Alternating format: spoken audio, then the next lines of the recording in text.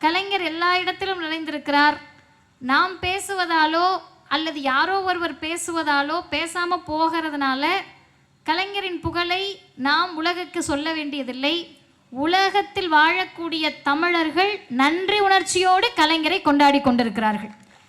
திராவிடர் கழகத்தின் சார்பில் எங்கள் கழக தலைவர் ஆசிரியர் 103 கூட்டங்களை அறிவித்து ஏறக்குறைய 6 கூட்டங்கள் ஒரு பேச்சாளர் இருக்கின்ற வீதத்தில் நேற்று தான் 6 கூட்டத்தை என்னுடைய அந்த கூட்டங்களை முடித்தோம். போன இடத்துல எல்லாம் எழுச்சி, மக்கள் வராங்க, பேசுகிறாங்க, தமிழ்நாட்டில் என்னங்க நடக்குது அப்படின்னு கேட்டாங்க. ஆனால் நாங்கள் ஒரு செய்தியில் உறுதியாக இருக்கிறோம். அது என்ன அப்படின்னு கேட்டிங்கன்னா, மக்களை ஒருபோதும் நொந்து கொள்ளக்கூடாது, அவங்கள வேதனைப்படவோ துக்கப்படவோ தேவையில்லை.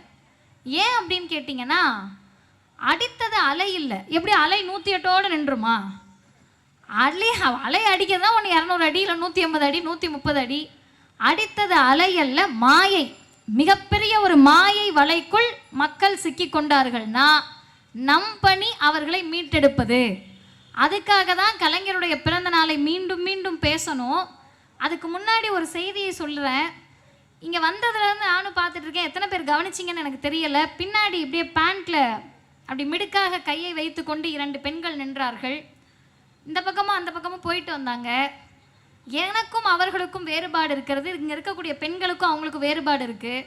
என்ன வேறுபாடுன்னு கேட்டிங்கன்னா, ஆண்களை பார்த்தால்தான் இந்த சமூகம் பயப்படும்னு நினச்சி ஆண்களை காவல்துறையில் நியமித்தாங்க.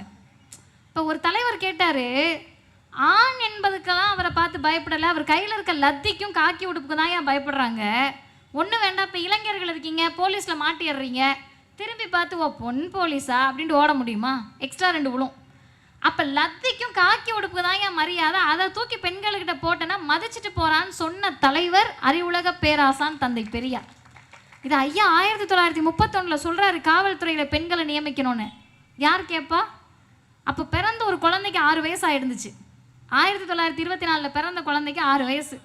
அந்த குழந்தை முதலமைச்சராகி 1973 தமிழ்நாட்டில் பெண்களை முதன்முறையாக காவல்துறையில் நியமித்தவர் முத்தமிழறிஞர் டாக்டர் கலைஞர். அருமை பெண் காவல்துறை அதிகாரிகளே, மிடுக்கோடு நிற்கக்கூடிய நேரத்தில் நீங்கள் வணங்குகிற கடவுளுக்கு நன்றி சொல்லுகிறீர்களோ இல்லையோ, தந்தை பெரியாருக்கும் கலைஞருக்கும் நன்றி சொல்ல வேண்டிய கடமை நமக்கு இருக்கு. ஏன் பெண்கள் கிட்ட இருந்து ஆரம்பிக்கிறேன்னா, அண்ணன் சொன்ன மாதிரி எல்லா பெண்களும் அந்த பக்கம் இல்லை, பகுத்தறிவான பெண்கள் இந்த பக்கம்தான் இருக்கோன்றதுக்காக சொல்கிறேன். இதெல்லாம் தாண்டி எனக்கு என்ன கொடுமைன்னு கேட்டிங்கன்னா, கலைஞரை பற்றி பேசக்கூடிய நேரத்தில் எதையோ பேச வேண்டிய நிர்பந்தம். கலைஞர் அமர்ந்த சட்டமன்றத்தில் இன்றைக்கு யார் யாரோ அமர்ந்திருக்கிறார்கள். கேட்டால் எளிய மனிதர்கள் அரசவை வரக்கூடாதா, எளிய மனிதர்கள் சட்டமன்றத்துக்கு வரக்கூடாதா, இதான் உங்கள் கொள்கையான்னு கேட்குறாங்க. எளிய மனிதர்கள் சட்டமன்றத்திற்குள் வருவதை வரவேற்கிறோம், மகிழ்ச்சி அடைகிறோம், புலகாங்கிதம் அடைகிறோம். எங்கள் வருத்தம் என்னென்னா, எளிய மனிதர்கள் சட்டமன்றம் போனால் பரவாயில்ல, எதுவுமே தெரியாத மனிதர்கள் சட்டமன்றத்திற்கு போனால் வருத்தப்படுவோமா மாட்டோமா? ஆட்டோ ஓட்டுற அண்ணன் சட்டமன்றத்துக்குள்ளே போகணுமானா நிச்சயம் போகணும். சாதாரண மனிதர் போகணுமானா போகணும். எங்களை விட உங்ககிட்ட ஹிஸ்ட்ரி இருக்கா? அரண்மனை வாசலில் குதிரை ஓட்டிட்டு இருந்தவரை அழைத்து வந்து சட்டமன்றத்திற்குள் அழைத்து சென்ற இயக்கம் திராவிட முன்னேற்ற கழகம். யாராவது மாற்ற முடியுமா? அது இல்லைங்க செய்தி. இவங்க என்ன பண்ணுறாங்கன்னா, வார்த்தைகளில் விளையாடி நம்மை மக்களிடத்திலிருந்து தள்ளி நிற்போன்னு நினைக்கிறாங்க. ஆனால் உங்களுக்கு ஒரு சம்பவம் சொல்லுகிறேன். அண்ணன் மாசு அவர்கள் மருத்துவமனைக்கு சென்று ஆய்வு நடத்துகிறப்ப அத்தனை சர்ச்சை. எப்படி வரலாம், எதுக்கு வரலாம், எங்களை எப்படி கேள்வி கேட்கலாம். இன்னைக்கு மருத்துவமனைக்கு ஒருத்தர் போயிருக்காரு. அமைச்சர் இல்லை, சட்டமன்ற உறுப்பினர் அல்ல, தாவேகாவின் நிர்வாகி. அது பத்தாதா, போயிட்டாரு. கூட 10-15 தாவேகா நிர்வாகிகள், ஒரு கேமரா. கேள்வி கேட்குறாரு. கடைசி வரிசையில் இருக்கவங்க வரைக்கும் நல்லா கேட்டுக்காங்க. கேள்வி கேட்குறாரு. இந்த பேஷண்ட்டுக்கு யார் ட்ரீட்மெண்ட் பார்த்தா ஒரு மருத்துவர் பேர் சொல்கிறாங்க. அந்த மருத்துவர் எங்கே சார்? அவருக்கு இன்றைக்கி டியூட்டி இல்லை. ஒரே மருத்துவர் பாருங்கங்க, மாறி மாறி பார்த்தீங்கன்னா என்ன ஆகிறது? அரசு மருத்துவமனையில் 24 மணி நேரம் டியூட்டி பார்க்குற மருத்துவருக்கு ஓய்வு வேணும், அடுத்த மறுநாள் வேறு டியூட்டி பார்ப்பாங்கன்றது. ஹாஸ்பிட்டல் போனாலே போதும். இதுக்கு என்ன கான்ஸ்டியூஷனை படிச்சுட்டா வரணும்? மருத்துவமனை பற்றி தெரிந்தாலே போதும். இதை ஒரு தாவேக அதிகாரி கேட்கிறார். ஃபயர் விடுறாங்க, பிளாஸ்ட்ன்றாங்க, கதறுன்றாங்க. நல்லா இருங்க, மகிழ்ச்சியோடு இருங்க. கொஞ்சோண்டு அரசியல் தெரிஞ்சுக்கிட்டு மகிழ்ச்சியாக இருங்க. இந்த மனிதர் கலைஞர் கணினியகமா டேலியா ஏங்க இதெல்லாம் செய்கிறீங்கன்னு இன்னைக்கு காலையில் அவரை கேட்டிருக்காங்க. இதே கேள்வியை ஒரு மாதத்துக்கு முன்னாடி ஃபோனில் நான் அவர்கிட்ட எதுக்கு கேட்டேன்னா, வெற்றி வாய்ப்பை இழந்து விட்டோம், அவ்வளவு மன வருத்தம், தீக்காக்காரவங்க பகுத்தறிவாளர்களுக்கெல்லாம் தோல்வி அழுகையை தருமான்னு தெரிஞ்சதே எங்களுக்கு அப்போ தான். ஃபோன் பண்ணி, அண்ணா இது அவர்கிட்ட வருத்தப்படாதீங்கன்னு சொல்லவும் முடியாது, அவர் தெம்பாக பேசுகிறாரு. தயங்கி கூப்பிடுறேன், நாளைக்கு கூலிங் வாட்டர் வைக்கிறோமா, அந்த நிகழ்ச்சிக்கு தான் ஏற்பாடு பண்ணிக்கிட்டு இருக்கேன் அப்படின்னாரு. எனக்கு ஆச்சரியமாலாம் இல்லைங்க. அவர் ஹிஸ்ட்ரி அதுக்கு காரணம் என்னென்னா, வெற்றி வாய்ப்பை இழந்த அடுத்த நாள் மாலை போய் கொளத்தூரில் மக்களை சந்தித்தவர் முத்துவேல் கருணாநிதி ஸ்டாலின். இவங்க மட்டும் இப்படி இல்லை. இங்கே உட்காந்துருக்கீங்களா, நீங்கள் வந்த உடனே பார்த்தா இறுக்கமாக இருந்தீங்க, சோகத்தில் இருக்கீங்க போல். இப்படிலாம் இருக்கக்கூடாதுன்னு நினச்சா அவர் பேச பேச பதில் வந்துக்கிட்டு இருக்கு. கடைசி வரிசையில் ரொம்ப அமைதியாக தம்பிங்க கூட்டம் கேட்டுக்கிட்டே இருந்தாங்க. என்னை விட சின்ன வயசில் இருக்கவங்கலாம் மீண்டும் ஆட்சி அமைப்போன்னொன்னே கை தட்டினீங்க, அதையும் நான் கவனித்தேன். இப்போ நமக்கு ஏன் சோர்வு வரலை அப்படின்னு கேட்டிங்கன்னா, நம்ம ஜெயிச்சதே கொஞ்சம் முறை தாங்க. திராவிட முன்னேற்ற கழகம் வரலாற்றில் வென்றது மிக சொற்பமான முறை, தோற்றது அதிகம். கலைஞர் இன்னும் சொல்ல போனால் 2 பேர் உள்ள போனப்பையும் ஆட்சி நடத்தினார். 184 பேர் ஜெயிச்சப்ப என்ன மகிழ்ச்சியோ 2 பேர் ஜெயிச்சப்ப அப்படிதான் இருந்தாங்க. இப்ப தளபதியோ அண்ணன் மாசுவோ கரவேட்டியை கட்டிட்டு கருப்பு சிவப்பு கொடியோட கூட்டம் நடத்துறது பெருசு கிடையாது.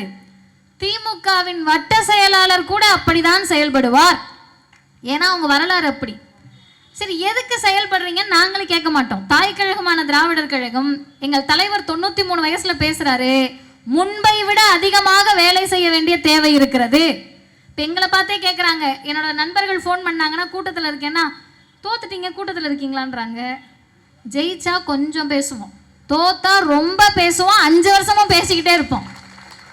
ஏன் பேசுவோம்னா ஒரே ஒரு காரணத்துக்காக தான். சட்டமன்றத்தில் கலைஞர் அமர்ந்திருக்கிறார், எதிரில் எழுந்து கேட்குறாங்க, இது 3ஆம் தர அரசுன்றாங்க.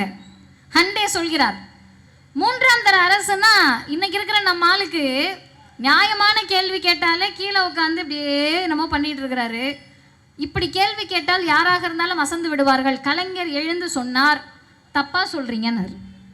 தப்பா சொல்றீங்க திட்ட போறாரா? இது 3ஆம் தர அரசு இல்லையா, 4ஆம் தர அரசு. 4ஆம் தர அரசா?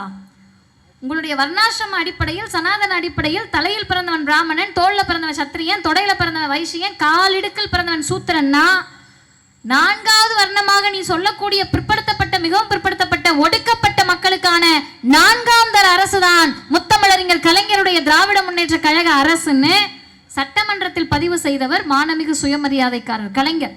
அவர் வழியில், தந்தை பெரியாருடைய வழியில் ஜாதி நிறைந்த சமூகமான, ஆமா மறுத்து பேசல நாங்க. இதெல்லாம் ஜீபும்பா போட்டு மந்திரம் தேய்ச்சி விட்டு சாமியாரை வச்சு யாகம் நடத்தியா ஜாதியை ஒழிக்க முடியும்? ஒரே நாளில் ஒழிக்க முடியுமா? 100 வருஷத்துல ஒழிக்க முடியுமா? 3000 வருஷம் ஜாதியை 100 ஆண்டு காலத்தில் தளர்த்தி இருக்கிறோம். இன்னைக்கு மதிவதனினா பேருக்கு பின்னாடி பிஎஸ்சி எம்எல் தான். அண்ணன் அலீம் அல்புகாரினா அவரோட வழக்கறிஞர் தான். அண்ணன் மாசுன்னா அவர் டிகிரி தான். இங்க உட்கார்ந்து இருக்கக்கூடிய இளைஞர்கள், அடியாளத்தில் உங்களுக்கு ஜாதிய எண்ணம் இருந்தாலும் வெளிப்படையாக ஜாதியை சொல்லுவதற்கு அவமானப்படக்கூடிய ஒரே மண் தமிழ்நாடு தான் இந்த திராவிடர் இயக்கத்தால் விளைந்த விளைவு. ஜாதிய நிறைந்த சமூகத்துல ஒரு தலைவர் ஆசைப்படுகிறார், ஊரும் சேரியும் ஒன்னா வாழணும்யா, இப்படி மனிதர்கள் பிரிஞ்சிருக்க கூடாதுன்னு பெரியார் கனவு கண்டார். கலைஞர் தந்தை பெரியார் பெயரில் சமத்துவபுரங்களை நியமித்தார், கட்டினார். அது இல்லைங்க செய்தி. இங்கே உங்களுடைய நம்முடைய மேனாள் அமைச்சர் உட்கார்ந்துருக்காருல, அவர் செஞ்ச ஒரு வேலையை மட்டும் உங்ககிட்ட நான் சொல்லிடுறேன். திடீர்னு நைட்டு 10:30 மணிக்கு எனக்கு ஒரு ஃபோன் வருது. சன் நியூஸ் பாருங்க, நம்ம தொகுதியோட செய்தி போயிட்டு இருக்கு, ஏதாவது பண்ண முடியுமான்னு பாருங்கன்றாங்க. செய்தியை திறந்து பார்த்தா நமக்கு அறிமுகமானவர்கள் சைதாப்பேட்டை காவல் நிலையத்தில் போய் பேட்டி கொடுத்துட்டு இருக்காங்க. என்னங்க கதைன்னு கேட்டா, நகர்ப்புற வாழ்விட மேம்பாட்டு வாரியம், அதையும் செய்தது கலைஞர் தான். குடிசைகள் இல்லாத தமிழ்நாடு என்ற கனவை சாத்தியப்படுத்தியவர் முத்தமிழறிஞர் டாக்டர் கலைஞர். நகர்ப்புற வாழ்விட மேம்பாட்டு வாரியம், அதன் மூலமாக கட்டடம் கட்டிட்டாங்க. அதிமுக ஆட்சியிலும் இவர் சட்டமன்ற உறுப்பினர், எதிர்கட்சியா இருந்தப்பையும் இவர் சட்டமன்ற உறுப்பினர். மக்கள் வந்து சொல்றாங்க, இந்த மாதிரி நாங்கள் இருந்த இடத்துல இருந்து எங்களை அகற்ற பார்க்குறாங்கன்னு. தடுத்து நிறுத்தி இருக்காரு. 13 கட்டடம், 13 மாடி. இல்லை 13 மாடியில் எப்படிங்க மக்கள் இருக்க முடியும்? 6 மாடியாக குறைச்சி கொடுங்கன்றாங்க, செஞ்சு கொடுத்துருக்காரு. எல்லாத்தையும் செஞ்சுட்டு நம்ம ஆட்சி வருது, திராவிட முன்னேற்ற கழக அரசு. கட்டடம் அந்த மக்கள் இருந்த இடத்திலேயே அவர்களுக்கு கட்டி கொடுக்கப்படுகிறது. 13 மாடிலாம் வேண்டாம், 6 மாடி. 1,50,000 ரூபாய் கேட்ட இடத்துல 66,000 ரூபாய் கொடுத்தால் போதும்னு கட்டடங்களை கட்டி முடித்திருக்கிறார்கள். திடீர்னு ஒரு நாள் எல்லாரும் இவரை பார்க்க போகிறாங்க, அண்ணனை. நாங்கள்லாம் இவங்க கூட இருக்க முடியாதுன்றாங்க. யார் கூடங்க இருக்க முடியாது? பட்டியலின சமூக மக்களோடு நாங்கள் இருக்க முடியாதுன்னு ஒரு குறிப்பிட்ட சமூகம் சொல்கிறாங்க. யாரை பார்த்து ஜாதி அரசியல் வாக்கரசியல்னு சொல்கிறீங்களோ அந்த திமுகவின் மேனாள் அமைச்சர் சட்டமன்ற உறுப்பினராக இருந்தப்ப சொன்ன பதில், இஷ்டம்னா கூட இரு, இல்லைன்னா வீடு வேணான்னு கிளம்புன்னு சொன்னவர் திராவிட முன்னேற்ற கழகத்தினுடைய நிர்வாகி. அதான கணக்கு. இன்னைக்கு பின்னாடி இருக்கக்கூடிய இளைஞர்கள் ஒன்று புரிஞ்சுக்கங்க. ஆட்சி வரும் போகும், நம்ம திமுகவை ஆதரிச்சிட்டோம், ஐயோ இவங்க வந்துட்டாங்களே என்ன பண்ணுறது? யார் வேணாலும் ஆட்சிக்கு வரலாம், யார் வேண்டுமானாலும் தமிழ்நாட்டை ஆளலாம். ஆனால் ஆள்வது திராவிட கொள்கையாக இருக்கின்ற வரைதான் இவர்களை மக்கள் மதிப்பார்கள் என்பதை நெஞ்சில் ஏந்தி கொள்ளுங்கள். திடீர்னு பார்த்தா நைட்டு சண்டைங்க, எல்லாரும் பேட்டி கொடுத்துட்டு இருக்காங்க. என்னங்கன்னு கேட்டா, எதை அண்ணன் மாசு திமுக தடுத்து நிறுத்தி இருந்ததோ அதை செய்தது தாவேகா. வந்து சண்டையா விடுங்க, குலுக்கல் முறையில் உங்களுக்கு தனி வீடு, தனி ஃப்ளோரு, அவங்களுக்கு தனி ஃப்ளோர். எப்படி? பட்டியலின சமூக மக்களுக்கு தனியாவா, ஜாதி இந்துக்கள் என்று தங்களை தாங்களே நினைத்துக் கொள்ளக்கூடிய பிரிவினருக்கு தனியாவாம். நீங்க ஒண்ணு மட்டும் தெரிஞ்சுக்கங்க, எந்த மக்கள் எல்லாரும் சேர்ந்து எங்களுக்கு மாற்றம் வேணும்னு நினைச்சிங்களோ அந்த மக்களை வீதியில் இன்றைக்கு நிறுத்தி இருக்கிறது தற்போது நடக்கக்கூடிய அரசு. உங்களுக்கு நான் சொல்லக்கூடிய விஷயம் இம்பார்ட்டன்ஸ் புரியுதா இல்லையான்னு எனக்கு தெரியாது. ஆனால் ஒன்றை நினைத்துக் கொள்ளுங்கள், ஜாதி வாக்கு, ஜாதி ஓட்டு இந்த பகுதியில் இவங்க நினைச்சா நம்ம ஜெயிக்க முடியும்னு தெரிஞ்சு கூட தேர்தலுக்கு முன்பு வரை அப்படிலாம் முடியாது, சேர்ந்து இருந்தால் இடம் தருகிறோம், இல்லைன்னா தர முடியாதுன்னு நிறுத்தி வைத்த பகுத்தறிவாளர் அண்ணன் மாசு அவர்கள். அதுக்கு நீங்க அவருக்கு என்ன விலை கொடுக்கணுமோ கொடுத்தாச்சு. கொடுத்த பிறகு சும்மா இருக்கணும்ல. என்ன தெரியுமா பண்ணாரு? குலுக்கல் முறையில் தாவேக்கா ஜாதி வாரியா பிரிச்சுட்டாங்க இடத்த. நம்ம ஆட்கள் போய் சண்டை போடுறாங்க, ஃபோன் பண்றாங்க, காவல் நிலையத்துக்கு ஃபோன் பண்ணி என்னங்க நடக்குதுன்னு கேள்வி கேட்கிறாரு. இன்னும் நெஞ்சை நிமிர்த்தி சொல்லுகிறோம், நாங்கள் தோற்றது வெறும் அரசியலில், கொள்கையால் வென்றிருக்கிறோம், கொள்கையால் நிமிர்ந்து நிற்கிறோம், அதிகம் பேசக்கூடிய வாய்ப்பை பெற்றிருக்கிறோம். இந்த உணர்வு எங்க இருந்து வருது? பெரியார் கிட்ட இருந்து வருது, கலைஞர் கிட்ட இருந்து வருது. ஏன் உழைக்கிறீங்கன்னு அவரை பார்த்து கேட்குறீங்க. எப்படிங்க உழைக்காம இருப்பாங்க? அவர்கள் பெரியாரின் பேரன், அண்ணாவின் தம்பி, கலைஞரின் உடன்பிறப்பு, தளபதியின் நண்பர், நமது வேட்பாளர். என்னைக்குனாலும் அவர் வேட்பாளர் தான். வெற்றி பெற வாய்ப்பை இழந்திருக்கிறோம் என்பதால் தயவு செய்து சோர்வடையாதீர்கள். 3 செய்தியை சொல்லி நான் நிறைவு செய்கிறேன். கலைஞருக்கு பிறந்தநாள் கொண்டாடுவதற்கு என்ன அர்த்தம், ஏன் கொண்டாடணும் அப்படின்னா, விடுதலையின் சார்பில் போன வாரம் ஒரு தலையங்கம் வந்தது. அந்த தலையங்கத்தில் எழுதியிருக்கிறார்கள், யாரும் சோர்ந்து போகாதீங்க, நாம் சுழியத்திலிருந்து ஆரம்பித்த கட்சி, 0லேருந்து தொடங்கணும். கூட்டத்துக்கு வரோம், காரில் வந்து அண்ணன் கிருஷ்ணகுமார் கூட்டிட்டு வர்றாரு. இங்கே வந்து பார்த்தா வழிநடுக்க கொடி இருக்குது, போடியம் இருக்குது, மேடை இருக்குது, நல்ல மைக்கு. நம்ம பேசுகிறோமா, திமுக கூட்டமாக ஒரு 11 பேர் 12 பேர் கேமராவோட வராங்க. ஏதாவது பேசிட்டோம்னா அதை தம்ப்நெயிலாக போட்டு நாளைக்கு நம்ம தான் டாக் ஆஃப் த டவுன் ஆகும். இதெல்லாம் அன்னைக்கு இல்லை. திகாவை ஆரம்பித்தப்ப, திமுகவை ஆரம்பித்தப்ப இதெல்லாம் இல்லை. கூட்டத்துக்கு போகிறப்ப பயங்கர வரவேற்பாக இருக்குமா, முட்டைக்குள்ளே மலத்தை வச்சுட்டு உட்காந்துருப்பாங்களா ரெடியாக, பெரியார் எப்போ பேசுவார் தூக்கி போடலான்னு. செருப்பு தோரணங்கள் இருக்கும். இந்த இயக்கம் மாட மாளிகையிலிருந்து தொடங்கப்பட்டதல்ல, சுழியத்திலிருந்து 0லேருந்து தொடங்கின இயக்கம். 75 வருஷமா எப்படி நின்னோன்னு கேட்டா, தேர்தல் கணக்குக்காக மட்டும் ஆரம்பிக்கப்பட்ட இயக்கமாக இருந்தால் தேர்தல் தோல்வியின் போது அழிந்து போயிருக்கும். தேர்தல் அரசியலுக்காக மட்டும் எத்தனை பேர் எம்எல்ஏ, எத்தனை பேர் எம்பி மட்டும் கணக்கா இருந்தா 2 எலெக்ஷன் தாங்கியிருப்போமா தோத்து போனப்ப. ஏன் இந்த இயக்கம் நிற்கிறது என்று சொன்னால், பேரறிஞர் பெருந்தகை அண்ணா திமுகவை தொடங்கிய போது, தம்பிங்களே வாங்க சட்டமன்றத்துக்கு போலான்னு கூப்பிடல, சிறைச்சாலைக்கு வாருங்கள் என்று அழைத்தார் பேரறிஞர் பெருந்தகை அண்ணா. கலைஞர் தோற்ற போதும் சரி வென்ற போதும் சரி என்ன தெரியுமா சொன்னாரு? நான் அடித்தா நீங்கள் தாங்க மாட்டீங்க, என்னை யாரும் அடிக்க முடியாது, நான் அடித்தா நீ திரும்ப எந்திக்க மாட்டேன்னார். இன்னைக்கு வரலாற்றில் நம்ம எதிர்க்கக்கூடிய கூட்டமாக பிஜேபியும் ஆர்எஸ்எஸும் நின்று கொண்டிருக்கிற போது இந்த பக்கம் திரும்பினா இன்னொரு கூட்டம், மரியாதைக்குரிய மாண்புமிகு முதலமைச்சர் ஜோசப் விஜய், அதில் மாற்று கருத்தே இல்லை, அவர் தாங்க வந்துட்டாருங்க. ஆனால் எங்களுக்கு என்ன வருத்தம்னா, யாராவது கேள்வி கேட்பாங்கன்னு பார்த்தா ஒரு மாதத்தில் என்னங்க பண்ண முடியும்? சத்தியமாக உண்மையாக, சத்தியத்தில் எங்களுக்கு நம்பிக்கையில் உண்மையாக சொல்கிறேன், ஒரு மாதத்தில் ஒன்றும் பண்ண முடியாது. ஒரு மாதத்தில் பண்ணணும்னு நாங்கள் சொல்லலை. யார் சொன்னால் ஒரு மாதத்தில் பண்ணுவோன்னு? தாவேகா சொன்னது, அவங்க நிர்வாகிகள் சொன்னாங்க, ரீல்ஸில் இருக்கக்கூடிய இன்ஃப்ளூயன்சர் சொன்னாங்க, ஒரு மாதத்தில் பண்ண முடியாது. ஆமாம், ஒத்துக்கிறோம். இது எப்படி அந்த பக்கம் வச்சுக்கோங்க. அப்படி இந்த பக்கம் வாங்க. மகளிர் வீதியில் இறங்கி கேட்குறாங்க, மின்வெட்டு, திமுக காரவங்க வந்து எங்களுக்கு உதவி பண்ணலாம்ல அப்படின்னு கேட்குறாங்க. எதுக்கு அப்படின்னு கேட்கலான்னு தோணுது, ஆனால் கேட்க மாட்டோம். ஏங்க போய் தாவேகா எம்எல்ஏட்ட கேட்கலன்னா? அந்த பெண்மணி ரொம்ப பரிதாபத்தோடு சொன்னாங்க, யாருன்னு தெரிலங்க அப்படின்னாங்க. பரிதாப உணர்ச்சி அதிகமாச்சு.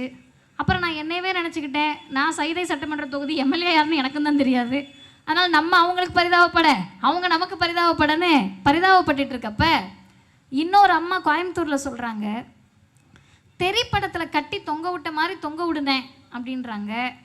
தமிழ்நாட்டை பாதித்திருக்கக்கூடிய உளவியல் நோய் இது. நான் உளவியல் படிச்சுக்கிட்டு இருக்கேன்ற முறையில் சொல்கிறேன், தயவு செஞ்சு உங்கள் வீட்டில் இருக்க பிள்ளைகள்கிட்ட போய் சொல்லுங்கள், மிகப்பெரிய இலூஷனில் இருக்காங்க. அண்ணன் மாறு வேஷத்தில் போகிறாருன்றதை நம்பக்கூடியவர்கள் இருக்கிறார்களே என்று வைத்தறிச்சல் இல்லை, பரிதாபத்தோடு இருக்கும்.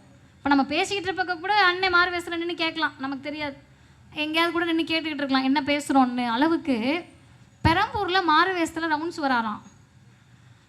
அம்மா ஒன்று மட்டும் தெரிஞ்சுக்கங்கம்மா, சாமி நம்பிக்கையோடு இருப்பீங்க, இந்த அழகு குத்துறது, முட்டை மந்திரிச்சு விடுறது, இதெல்லாம் மூட நம்பிக்கைன்னு உங்களுக்கே தெரியும், ஆனாலும் கூட செய்வீங்க, உங்கள் நம்பிக்கை, அதில் நான் தலையிடலை. இதெல்லாம் மட்டும் மூட நம்பிக்கை இல்லை, ஒருவர் மாறுவேடத்தில் சுற்றி கொண்டு நம்மை காப்பாற்றி கொண்டிருக்கிறாருன்னு நினைக்கிறது தான் அதை விட மிகப்பெரிய மூட நம்பிக்கை.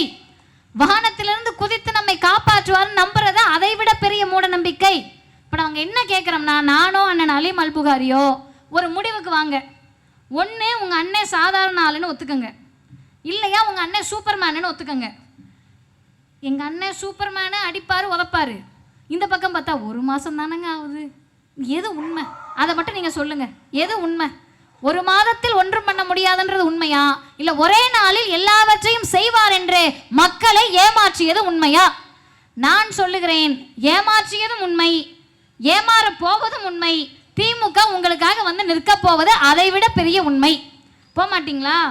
அரங்கநாதன் சப்வே, நாங்கள் அப்போ தான் சைதாப்பேட்டைக்கு வரோம், எங்கள் எதிர்த்த வீட்டில் இருக்க அக்கா வந்து சொல்கிறாங்க, ஒரு நாள் கூட இங்கே தண்ணி நிற்காமல் இருந்தது இல்லைங்க மழைக்கு, இந்த முறை தான் மழைக்கு தண்ணி நிற்கலைன்னு. திரும்ப தண்ணி நின்றுச்சுன்னா கவலைப்படாதீங்க, அண்ணனுங்கள்லாம் வந்துடுவாங்க, அவங்களால இருக்க முடியாது, தண்ணி நிற்காது, அதுதான் சரி, தண்ணி நிற்காது. இறுதியாக ரெண்டே செய்தி, யாரை விமர்சிப்பதற்காகவும் இந்த கூட்டம் இல்லை. இந்த கூட்டத்துடைய ஒரே ஒரு நோக்கம் என்னன்னா, அடுத்த 5 ஆண்டுகளில், இந்த 5 வருஷத்தில் முத்துவேல் கருணாநிதி ஸ்டாலின் என்ற முதலமைச்சர் கடந்த 5 ஆண்டு செய்ததை டச் பண்ணாமல் டிஸ்டர்ப் பண்ணாமல் இருந்தாலே 5 வருஷத்தை ஓட்டிடலாம், அதில் நீங்கள் பேர் வாங்கிக்கலாம். அதுக்கும் நான் அவர் ஒன்றும் சொல்ல மாட்டார், அவர் எதுக்குமே ஒன்றும் சொல்ல மாட்டார், அதனால் நீங்கள் கவலைப்படாமல் ஆட்சி நடத்திக்கலாம். ஆனால் ஒன்றே ஒன்று, 5 வருஷம் இவங்க முடிகிறப்ப மீண்டும் தமிழ்நாடு 0ல இருந்து தான் தொடங்கும். அப்படி தொடங்குதேன்ற வேதனை அதிகமாக இருப்பதால் தான் வீதி வீதியாக திரும்ப திரும்ப திரும்ப திரும்ப பேசிக்கிட்டு இருக்கோம். முத்துவேல் கருணாநிதி ஸ்டாலின் என்ற முதலமைச்சருடைய ஆட்சி எப்படிப்பட்ட ஆட்சின்னு கேட்டப்ப, சார் 75 இயர்ஸில் என்ன செஞ்சுருக்காங்க? ஒன்றுமே செய்யலைங்க, நாங்கள் மாற்றத்துக்காக தான் நாங்கள் ஓட்டு போட்டிருக்கோம். அப்படியா, சரிங்க, என்னங்க மாற்றம் வேணும்? எல்லாத்துலேயும் மாற்றம் வேணும், எல்லாத்துலேயும் மாற்றம் வேணும். எப்படி? பாலியல் வன்கொடுமையை அவன் எப்படி செய்யலாம்? தாவேகாக்காரங்க நாங்களே செஞ்சுப்போம், அதான் மாற்றம். சட்ட ஒழுங்கு எப்படி பிஜேபிக்காரன் சீர்குலைக்கலாம்? நாங்களே சீர்குலைச்சுப்போம், அதான் மாற்றம். முன்னாடியெல்லாம் யாராவது தப்பு பண்ணிட்டாங்க, குற்றம் நடந்துருச்சுன்னா நாங்கள் சொல்லுவோம் பிஜேபியான்னு விசாரிங்கன்னு. இப்பொழுது குற்றம் நடந்தால் தாவேகாவான்னு விசாரிங்கன்னு சொல்லக்கூடிய நிலைமைக்கு தமிழ்நாட்டை தள்ளி இருக்கிறார்கள். அதை பற்றி அவங்களுக்கு கவலை கிடையாது. நல்லா பாருங்க, பேரலல் யூனிவர்ஸில் வாழ்ந்துக்கிட்டு இருக்காங்க அவங்கெல்லாம். சிங்கப்பெண் படையை பார்த்த உடனேயே அவங்க நமக்காக வந்திருக்காங்கன்னு நினைக்கிறாங்க. அந்த சிங்கப்பெண் படையில் ஒரு அம்மா போய் சொல்கிறாங்க, பெண்கள் நம்மக்கிட்டையும் கொஞ்சம் ஃபால்ட் இருக்குது, நம்ம அதையும் சரி பண்ணிக்கணும். அதெல்லாம் யாருன்னா அந்த துப்பட்டா போடுங்க தோழி வகைரா, நீங்களும் பார்த்துக்கணும். ஊசி இடம் கொடுக்காம நூல் எப்படி நுழையுன்ற மாதிரி அறிவுரை சொல்லிட்டு இருக்காங்க. 6 வயது 7 வயது ஆசிஃபா என்ற அந்த குழந்தை கோவிலுக்குள்ள வைத்து பாலியல் வன்கொடுமை செய்யப்பட்ட போது குழந்தைக்கு எதிராக கொடி தூக்கிய கூட்டம் பிஜேபி கூட்டம். அதுக்கு சற்றும் குறைவில்லாமல் தாவேகா நிர்வாகியால் பாலியல் வன்கொடுமை நடக்கிறப்ப எங்காலுங்க அதை பண்ணியிருக்க மாட்டாங்கன்னு நம்ப வைக்கிறீங்கல்ல, உங்களுக்கும் அவர்களுக்கும் என்ன வித்தியாசம்? இன்னும் ஒருபடி மேலே போய் சொல்லுகிறேன். இஸ்லாமிய சொந்தங்கள் இருக்கிறீர்கள், இஸ்லாமிய உறவுகள் இருக்கிறீர்கள், ஏன் சிறுபான்மையினர் பக்கம் எப்பவும் நாங்கள் நிற்கிறோம் அப்படின்ற ஒரு கேள்விக்கு ஒரே ஒரு பதில் தான். இந்தியாவினுடைய சுதந்திர போராட்டத்தில் ஒரு ஒரு ஒரு மதம் அல்லது ஒரு சமூகம் எங்களுடைய பங்களிப்பு அதிகமாக இருக்கு, நாங்கள் இதற்கு காரணம்னு சொந்தம் கொண்டாட முடியும்னா அதில் இஸ்லாமியர்களை நீங்கள் முதல் வரிசையில் நிறுத்தலாம். கர்ப்பிணி தாய்மார்கள் போய் நின்னாங்கங்க, எங்களுக்கு சுதந்திரம் வேணும்னு. அந்த அம்மாட்ட கேட்குறாங்க, ஏம்மா இப்படி நிறைமாத கர்ப்பிணியாக வரேன்னு. அந்த அம்மா சொன்ன பதில், பிறக்கின்ற என் குழந்தை இந்தியாவை விடுதலையோடு பார்க்கட்டும்னு சொன்னாங்க. அந்த மக்களை 2ஆம் தர குடிமக்களாக மாற்ற நினைத்த பிஜேபி எதிர்த்து சண்டையிட்ட பேர் இயக்கத்திற்கு பெயர் திராவிடர் இயக்கம், திராவிட முன்னேற்ற கழகம். ஆனால் இன்னைக்கு நிறைய அரசியல் சூழல் மாற்றத்தில் டெல்லிக்கு செல்கிறார் மாண்புமிகு ஜோசப் விஜய். அங்கே போய் பேசியிருக்காருங்க. நான் அதை சொல்கிறதுக்கு முன்னாடி உங்கள் எல்லாத்தையும் ஒன்று கேட்டுக்கிறேன், கவனிச்சிட்டு இருக்கீங்கன்றதுனால. திமுக கூட்டம்னாலே அது அரசியல் வகுப்பு தான். நான் சொல்கிறதுக்கு முன்னாடி அது என்ன செய்தின்னு தெரிஞ்சவங்க தான் வந்து உட்காந்துருப்பீங்க. நம்ம இப்போ யாருக்கு பேசுகிறோம் தெரியுமா? நம்ம வீட்டில் இருக்க பிள்ளைங்க கிட்ட பேசணும். நம்ம கருப்பு சிவப்பு புள்ள விசில் அடிச்சிட்டு இருக்குன்னு வச்சுக்கோங்க, தமிழ்நாட்டுக்கு சேர்த்து சங்கூதிர வேண்டிதான். அதனால் நம்ம பிள்ளைங்க கிட்ட அரசியல் பேசி தான் ஆகணும். என்ன அரசியலை பேசுவதுன்னு கேட்டால், அவங்க பார்க்குற செய்தியில் வருது, முதல் முறையாக பஸ் பாஸ் முதல் முறையாக கொடுத்தது முத்தமிழறிஞர் டாக்டர் கலைஞர். சரி தொலைஞ்சு காடு போட்டேன். முதல் முறையாக தாவேகா ஆட்சியில் பஸ் பாஸ். முதல் முறையாக சட்டமன்றத்திற்கு முதலமைச்சர் வருகிறார். மற்றவங்கெல்லாம் எங்கே இருப்பாங்க தெரில. அலுவலகத்திற்கு 10 மணிக்கு வருகிறார்கள் செய்தி. மற்ற அலுவலர்கள்லாம் எனக்கு தெரிஞ்சு 1 மணிக்கு போயிட்டு 4 மணிக்கு வந்துடுவாங்க போல. சரி போ. உணவை அவரே சாப்பிடுகிறார்.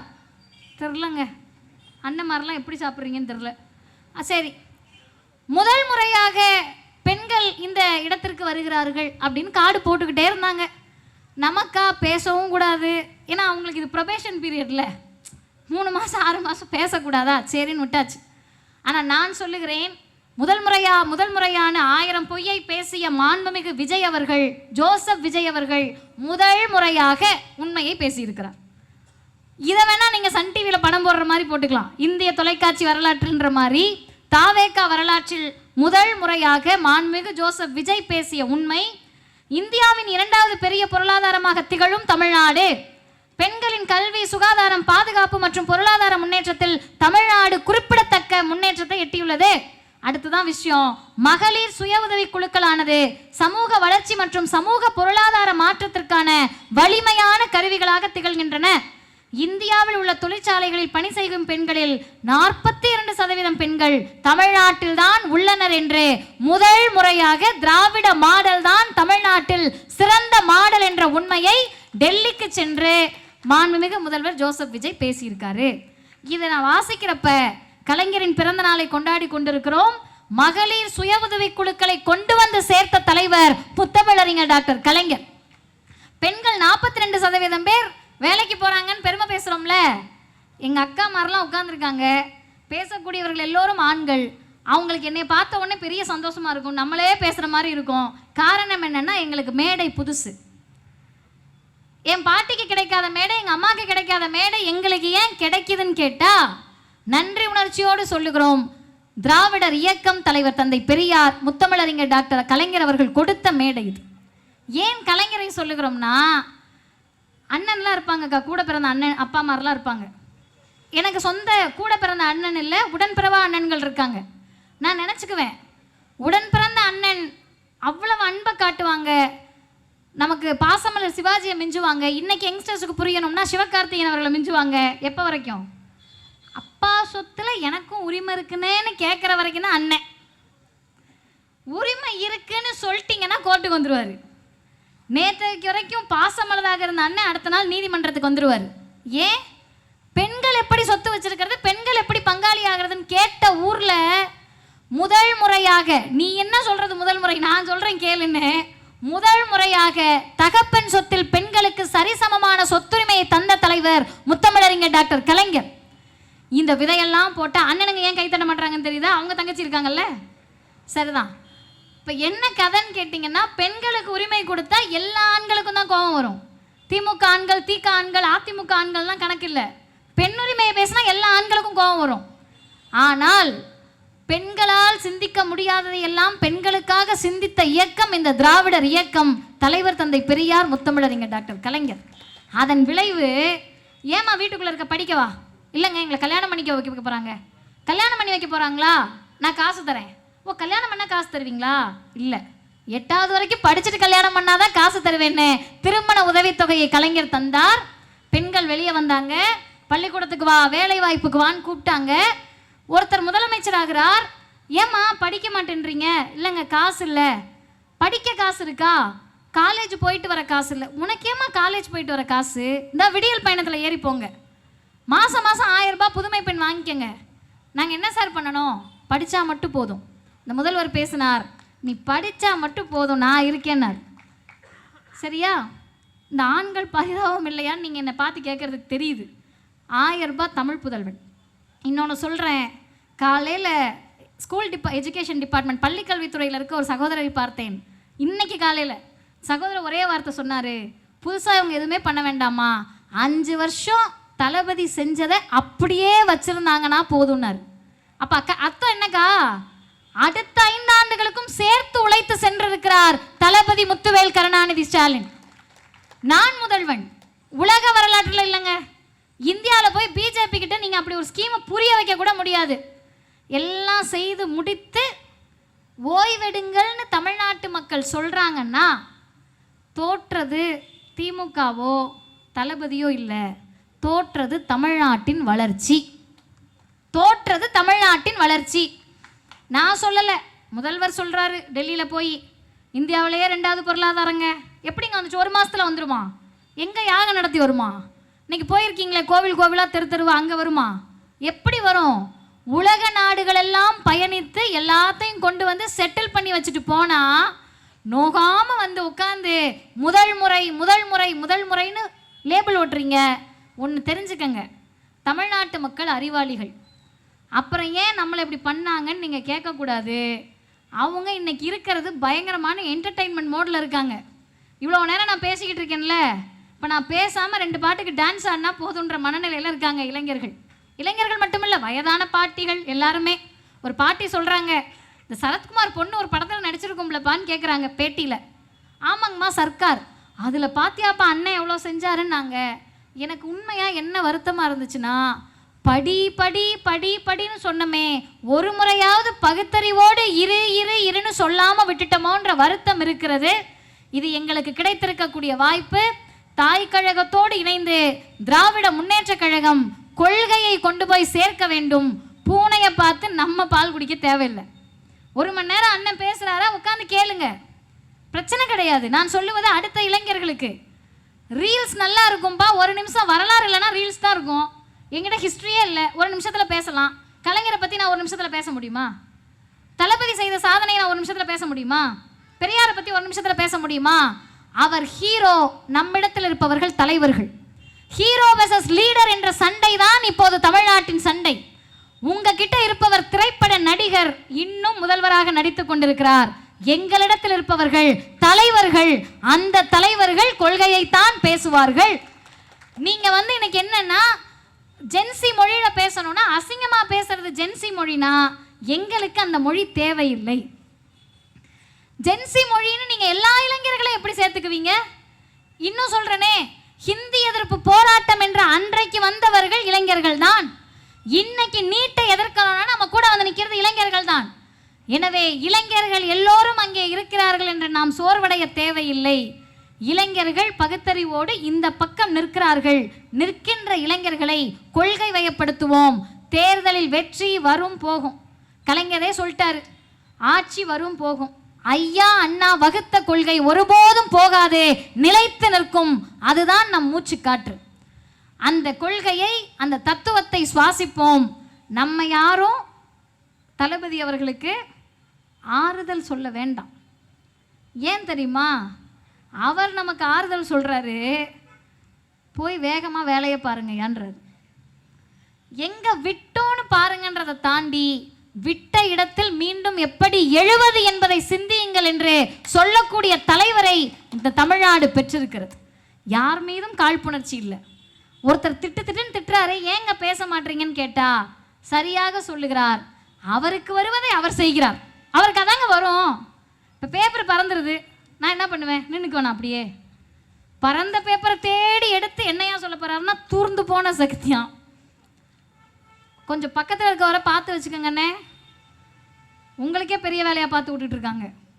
பக்கத்தில் இருக்கவரை கொஞ்சம் லாட்ரிஸ் மன்னிக்கணும், அவங்களெல்லாம் பார்த்துக்கணும். ஏன் திரும்ப திரும்ப இதை சொல்கிறோம்னா, திமுக தோத்தா திரும்ப எந்திரிச்சு நின்றுட்டீங்கல்ல, இல்லை சோகமாக இருக்கீங்களே, எதுக்கு? எழுந்துட்டோமா இல்லையாண்ணே? ஆமாம் தானேண்ணே. நமக்கு என்னென்ன பிரச்சனை? இப்போ ஒரு பிரச்சனையும் இல்லை. சைதாப்பேட்டையில் நடக்கிற வேலையெல்லாம் அவர் ஏற்கனவே 5 வருஷத்துக்கு செஞ்சு வச்சுட்டாரு. சும்மா எம்எல்ஏ அங்கங்கே வண்டி எடுத்துகிட்டு சுற்றினா போதும், கவலை இல்லை. நமக்கு கண் முன்னால் இருக்கக்கூடிய ஒரே ஒரு வேலை, இந்த சினிமா மாயை தமிழ்நாட்டில் இந்த ப்ராடக்டை வித்துட்ட நம்பிக்கையில் பிஜேபி இன்னொரு ப்ராடக்டை விற்க வந்திருக்கு. ஐபிஎஸ் ப்ராடக்டை விற்க வந்திருக்கு. எப்படி நம்பிக்கையோட வராங்கன்னு கேட்டால், இந்த ப்ராடக்டையே வித்துட்டோம், இதை விற்க முடியாதா? இந்த ப்ராடக்ட் ஒன்றுமே பேசாது, அந்த ப்ராடக்ட் பேசிக்கிட்டே இருக்கும். இந்த ப்ராடக்ட் செய்தியாளர்களே சந்திக்காது, அந்த ப்ராடக்ட் போகிற வரவங்களெல்லாம் கூப்பிட்டு செய்தி கேளுணும். இப்போ இவரையே வித்துட்டோம்னா இவரை விற்க முடியாதான்னு நினைக்கிறப்ப ஒன்றை புரிந்து கொள்ளுங்கள், எல்லா நேரத்திலும் ஏமாற மாட்டோம், எழுந்து நிற்போம். பிஜேபி என்ற சக்தி எந்த வடிவத்தில் வந்தாலும் வீழ்த்துவோம்.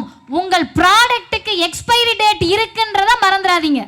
நீங்கள் கொண்டு வருவது ப்ராடக்ட், எங்களிடத்தில் இருப்பது தத்துவம். இந்த தத்துவம் ஒருபோதும் வீழாதே. மீண்டும் மீண்டும் மீண்டும் எழுந்து நிற்போம், மீண்டும் வருவோம். முத்துவேல் கருணாநிதி ஸ்டாலின் என்ற குரல் தமிழ்நாட்டில் ஒலிக்கும் என்று சொல்லி முடிக்கிறேன்.